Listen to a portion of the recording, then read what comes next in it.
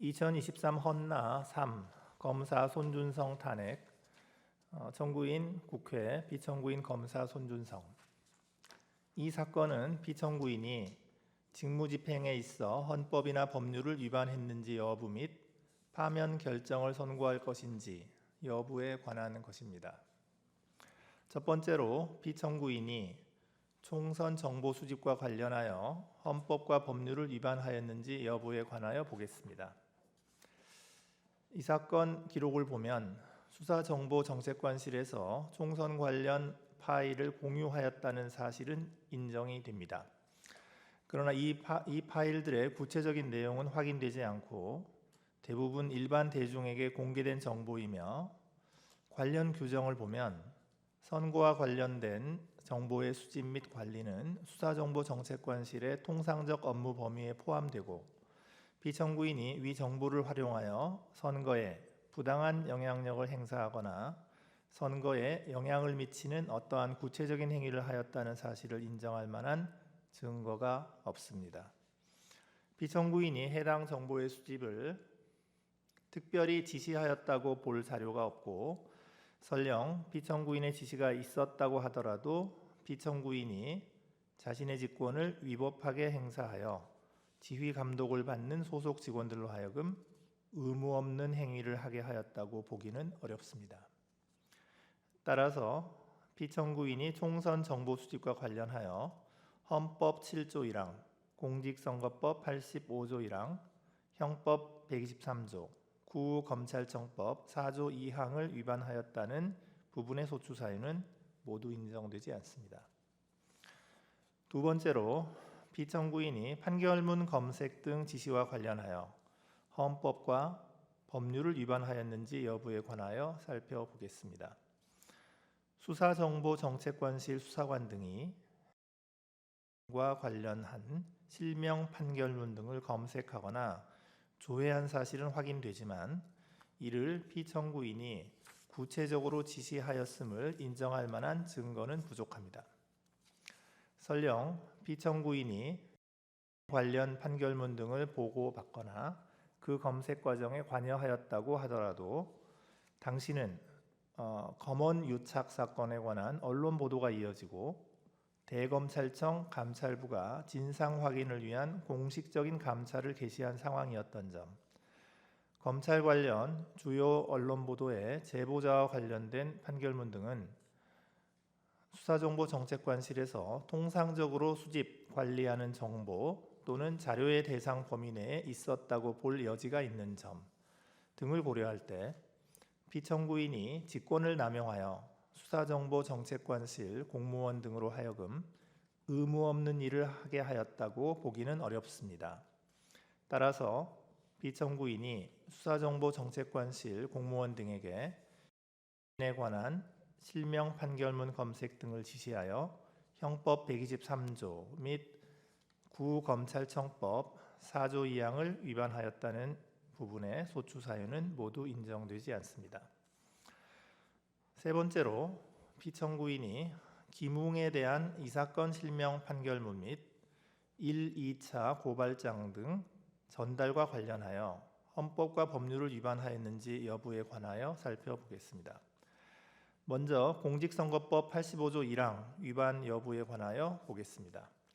이 사건 기록에 따르면 김웅이 에게 1차 고발장 관련 자료, 이 사건 실명 판결문 및 1, 2차 고발장 사진 등을 담은 메시지들을 텔레그램으로 전달한 사실과 이들 메시지의 원본 생성자가 피청구인이라는 사실은 인정이 됩니다. 그러나 이 부분 소추 사유의 전제가 되는 사실, 즉 피청구인이 김웅에게 이 사건 실명 판결문 및 1, 2차 고발장 사진 등을 담은 메시지들을 전송하고 김웅과 공모하여 이를 미래통합당 측에 제공하였다는 점은 이를 인정할 증거가 부족하므로 공직선거법 85조 1항 위반은 인정하기 어렵습니다. 다음으로 구형사소송법 195조 위반 여부에 관하여 살펴보겠습니다. 청구인은 피청구인이 범죄의 혐의가 있다고 사료하는 때가 아님에도 이 사건 실명 판결문 및 1, 2차 고발장 사진 등을 김웅에게 전송하고 김웅과 로 하여금 대검찰청 공공수사부장에게 1, 2차 고발장을 제출하도록 하여 범죄 혐의가 없는 1, 2차 고발장에 기재된 피고발인들에 대한 수사를 유도함으로써 형사소송법 195조를 위반하였다고 주장합니다. 그러나 이 부분 소추 사유의 전제가 되는 사실, 즉 피청구인이 이 사건 실명 판결문 및 1, 2차 고발장 사진을 담은 메시지들을 김웅에게 전송하였다는 점을 인정할 증거가 부족하므로 구 형사소송법 195조 위반은 인정하기 어렵습니다.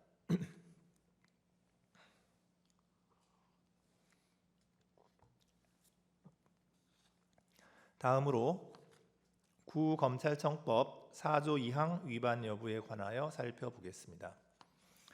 구 검찰청법 4조 2항은 검사는 그 직무를 수행할 때 국민 전체에 대한 봉사자로서 정치적 중립을 지켜야 하며 주어진 권한을 남용하여서는 아니 된다 라고 규정하고 있습니다. 피청구인은 수사정보정책관으로서 중요하고 광범위한 수사 관련 정보를 지속적으로 보고받았고 이는 일선 검찰청에서 실제 수사의 단서나 참고자료 등으로 활용될 가능성이 있었으며 2020년 4월 3일 및 2020년 4월 8일은 21대 국회의원 선거를 불과 며칠 앞둔 시기였으므로 피청구인은 수사정보정책관의 업무를 수행하는 검사로서 정치적 중립을 철저히 준수할 헌법적 책무를 부담하고 있었습니다. 그런데 1, 2차 고발장의 내용, 형식, 전달 시기까지 고려하면 이는 단순한 수사 촉구나 문제제기 차원을 넘어서 황희석, 최광욱 등 당시 범여권 정치인 등을 고발함으로써 국회의원 선거에 영향을 주려는 의도로 국회의원 선거 기간 중 검찰 외부에서 누군가 이를 이용하여 대검찰청에 정식 고발장을 제출하도록 하기 위하여 만들어졌다고 볼 여지가 있었습니다. 피청구인은 제보자 X가 님이라는 텔레그램 메시지를 자신의 휴대전화에 직접 입력하였고 이 사건 실명 판결문 및 위와 같이 정치적인 의도가 포함된 1, 2차 고발장 사진 등을 담은 텔레그램 메시지를 원본 생성하여 누군가에게 전송함으로써 정치적 민감성이 아주 높은 정보를 생성하여 전달하였습니다.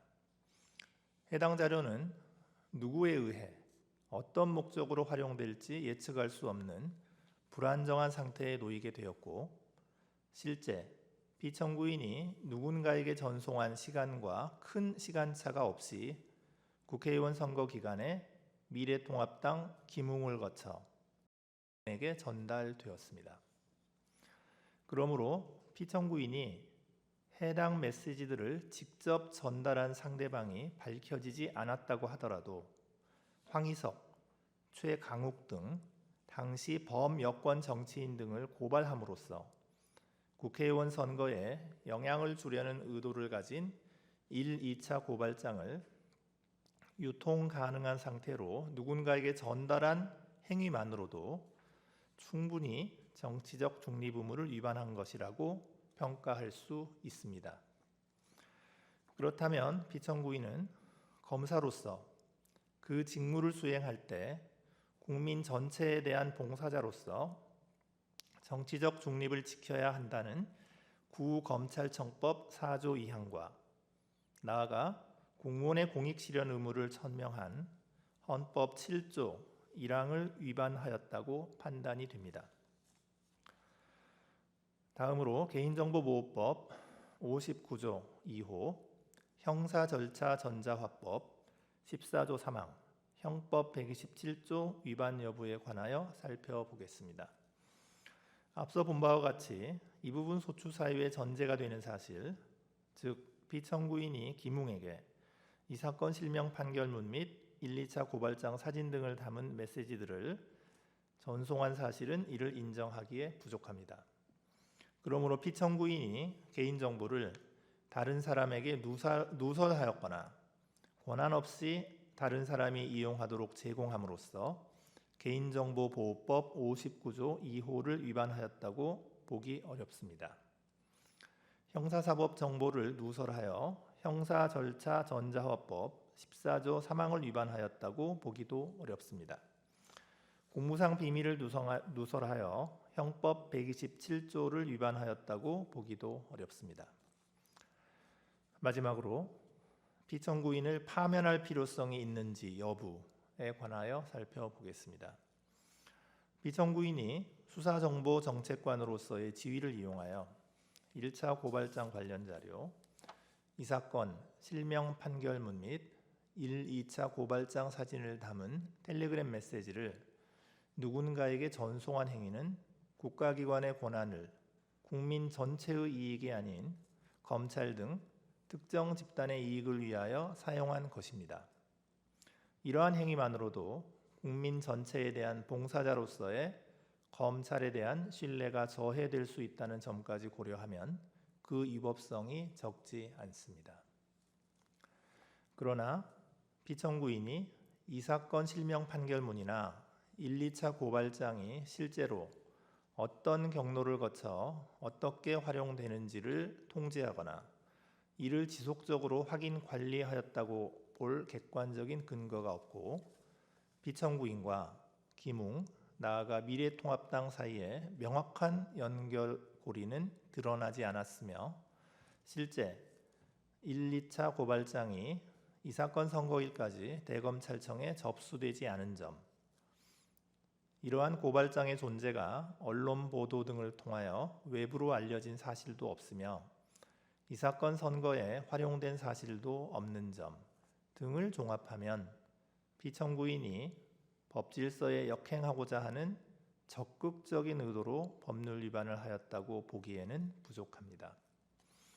아울러 공수처 검사가 피청구인이 수사정보정책관실 공무원들에게 실명 판결문 등 관련 자료를 수집한 후 1, 2차 고발장을 작성하도록 하여 직권남용 권리행사 방해죄를 범하였다라는 혐의 사실에 대하여 혐의 없음 처분, 증거 불충분을 한 점, 서울고등법원은 피청구인이 김웅에게 1차 고발장 관련 자료, 이 사건 실명 판결문 및 1, 2차 고발장을 전송하였다는 것의 증명이 합리적 의심이 없는 정도에 이르렀다고 인정하기 어렵다는 등의 이유로 피청구인에게 무죄 판결을 선고하여 그 판결이 확정된 점 등을 고려하면 피청구인의 행위가 그 자체로서 헌법 질서에 미치는 부정적 영향이나 해악이 중대하다고 단정하기는 어렵습니다.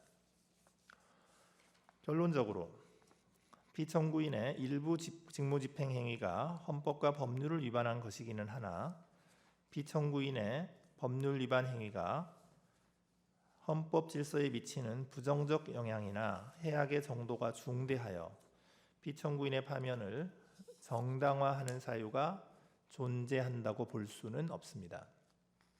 따라서 이 사건 심판 청구는 이유 없습니다. 탄핵 사건이므로 선고 시각을 확인하겠습니다.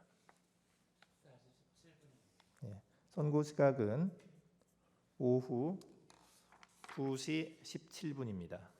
주문을 선고하겠습니다. 이 사건 심판 청구를 기각한다.